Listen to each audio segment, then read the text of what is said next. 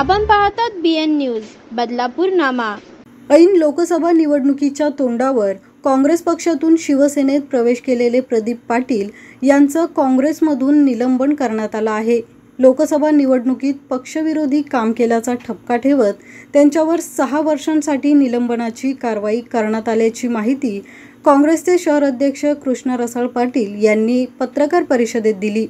प्रदीप पाटील शिवसेना शिंदे गटात दाखल झाल्याने काँग्रेसच्या शहर अध्यक्षपदी ॲडव्होकेट कृष्ण रसाळ पाटील यांची नियुक्ती करण्यात आली होती।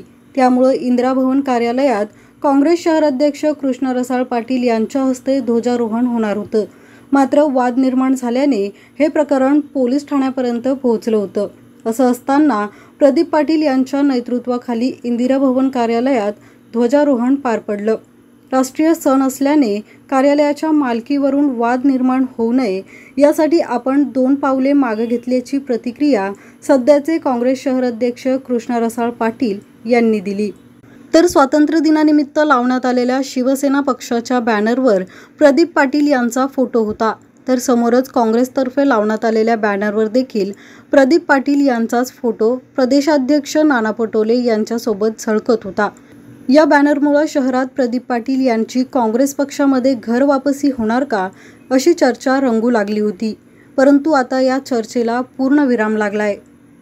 माननीय प्रदेशाध्यक्ष नानाभाऊ पटोले यांच्या आदेशानुसार जिल्हाध्यक्ष दयानंदजी चोरगे यांच्या मार्गदर्शनाखाली काल जे 15 ऑगस्टच्या इंदिरा भवनची जी घटना घडली ते शिंदे गटाच्या लोकांनी तिथे झेंडा फडकवला आणि त्यांचं झेंडा वंदन करण्याचा कार्यक्रम हा त्यांचा हक्क नसून अंबरनाथ शहर ब्लॉक काँग्रेस अध्यक्ष या नात्याने मला प्रदेशाने पत्र दिलं होतं की तुम्ही झेंडा वंदन करा तिथे, आणि त्या आदेशाचं त्यांनी पालन न करता काँग्रेस भवन इंदिरा भवन ही जागा माझ्या बापाची आहे, हे इथं मी झेंडा फडकवणार, इथे कोणाला मी येऊन देणार नाही असं त्यांनी जे पोलीस स्टेशनमध्ये स्टेटमेंट केलं होतं, त्या स्टेटमेंटला आम्ही उत्तर देऊ शकलो असतो, पण तरीही आम्ही शांत राहिलो आणि आम्ही त्याच्या सगळ्या तक्रारी आम्ही प्रदेशामध्ये कळवल्या आणि त्यांचं निलंबन आज घडून आलं।